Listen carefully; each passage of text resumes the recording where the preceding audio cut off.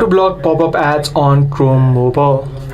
So if you're annoyed with the pop-ups that you might get on visiting websites, the easy way that you can disable it is through the Chrome settings by heading over to the three dotted line and then head over to settings. Once you're inside of the Google Chrome settings page, you can scroll down and then head over to site settings.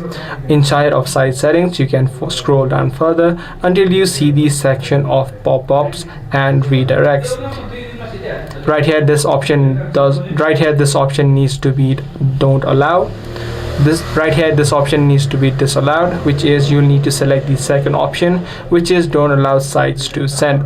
Now as soon as you tap on this option, no pop-up ads will be visible inside of this particular device. So you can repeat this process for other devices and even your desktop browsers as well.